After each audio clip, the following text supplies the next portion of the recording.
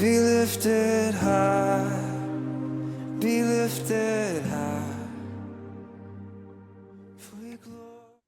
Hey everybody, Midweek Refuel. We are going to be in John chapter 6 tonight, a very familiar story. And I figured that tonight, instead of doing what I normally do, which is just to read it to you, we're going to read it together because I'm going to share my screen. It might be more pleasant for you guys to read it along with me than just watch me read. So let's go to verse 1 of John chapter 6. Jesus went to the other side of the lake of Tiberias, which is also known as Lake Galilee, and a massive crowd of people followed him everywhere. They were attracted by his miracles and the healings they watched him perform. Jesus went up the slope of a hill and sat down with his disciples.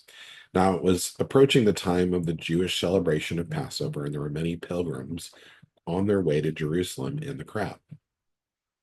As Jesus sat down, he looked out and saw the massive crowd of people scrambling up the hill, for they wanted to be near him. So he turned to Philip and said, "Where will we buy enough food to feed all these people?"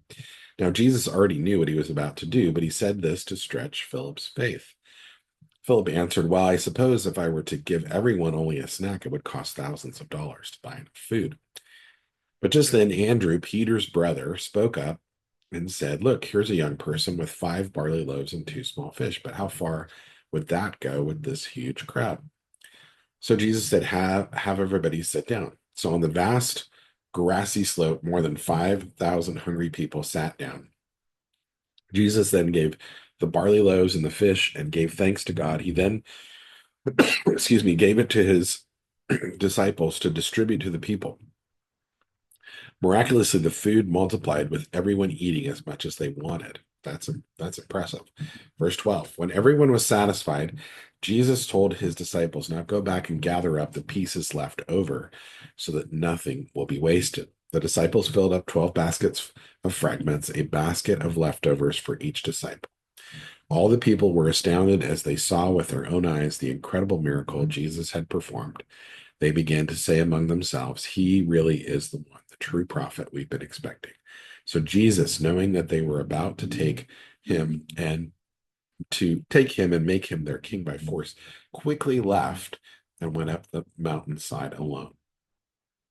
Okay, so a couple really main points to this that I would highlight.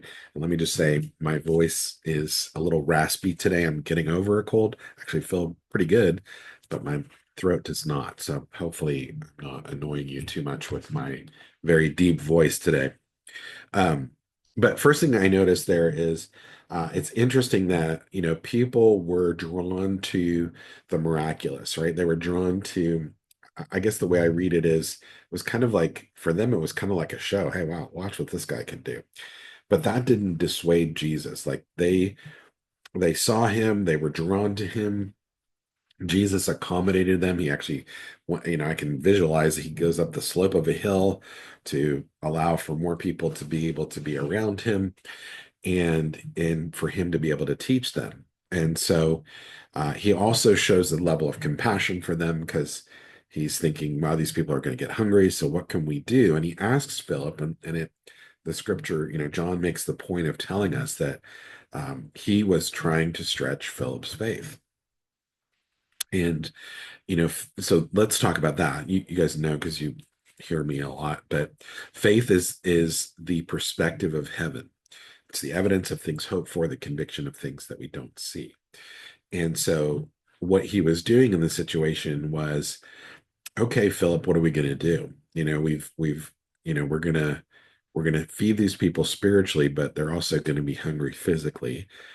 So how are we going to handle this? And Philip is doing the mental calculations, as I would as well. Like, how in the world, I was trying to think of that in terms of, we feed people at a potluck here once a month, and it costs a decent amount, for people to, if we added up all the how much the dishes that people brought cost.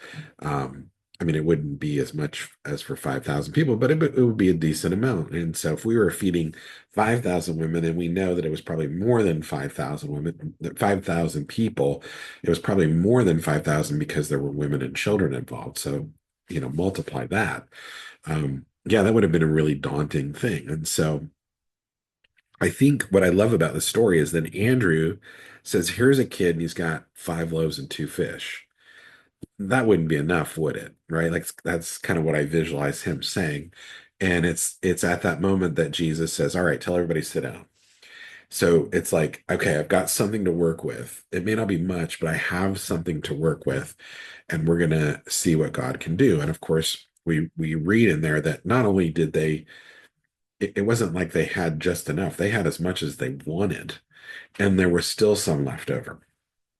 And I love that about the kingdom. I love that the kingdom has more than enough. And I think a lot of times in our church mentality and our view of God, we have a real scarcity mindset where we think God only has enough. So if he blesses that person, he doesn't have enough to bless me or that other person who needs it. But in reality, what we see from the scripture is that God always has more than enough. You will eat to your heart's content, and there will still be some left over.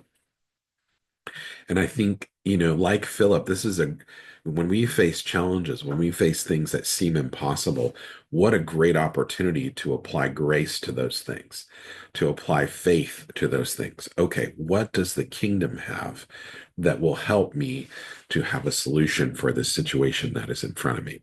And so we too, like Andrew, like Philip, have situations where we get to believe God to do not just what we need in the moment, but to go above and beyond what we can ask for or imagine. And that is certainly what happened in this particular story.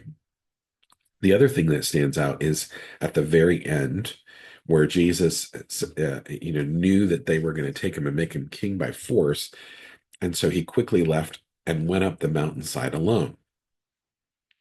Here's the note here in the scripture. Jesus knew the time of liberating Israel had not yet come. Men don't just need better government, we need new hearts. So, and that's such an important point because I think sometimes we forget that the kingdom that we're a part of is a supernatural kingdom. It certainly impacts the earth.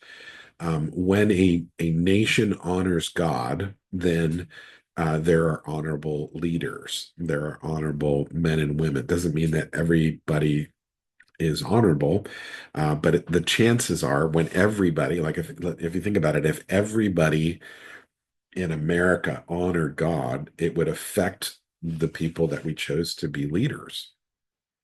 And here, Jesus was trying to get them to get a hold of faith, of truth, of understanding of the kingdom, because he knew that that would have greater impact in the long run. So it's almost like I can solve your problem here. I could just become your king and that would have limited impact, but I want to make impact beyond what you can see. I want to make impact for generation upon generation upon generation as we raise up people who love God and believe God. And that was his purpose. It was his purpose to give us a heavenly kingdom invested in us so that we are simultaneously sitting where we are, but also sitting with him in heavenly places. We have access to great authority, great power. We have access to great transformation. I think that may be the thing that's being highlighted to us more than anything. Our character matters. The fruit of the Spirit matters. And when we're being transformed, here's what gets produced: love, joy, peace, patience, goodness, kindness, gentleness, faith, and self-control. And I think if you look around the world right now, the division that is existing doesn't produce those qualities. And when we participate in that division, um, we just tear people down, and it doesn't produce any of the any of the fruits of the spirit. And it doesn't mean that we don't stand for truth. When there is something that is wrong, we stand for what is right. But I am serving a heavenly kingdom before any other. And I think that's vital for us to remember. I believe in revival. I want revival because revival is what changes my city. We sometimes want an earthly solution. that will create that. And unfortunately, or fortunately, maybe the more correct way to look at that is, fortunately, Jesus gave us a heavenly kingdom. And he wasn't, even in this situation, it would make sense. Okay, let's make him king. He's all that in a bag of chips. But he quickly got away because he said, that's not what I'm here for. I'm here to give you the heavenly kingdom. I'm here to bring thy kingdom come, thy will be done on earth as it is in heaven. The Father's will happening in us, transformation happening in us, in our community, around us. And that is a beautiful thing. Then you'll see all the things that you're hoping for around you, will begin to shift because people's hearts are shifting. That's tangible, sustainable change.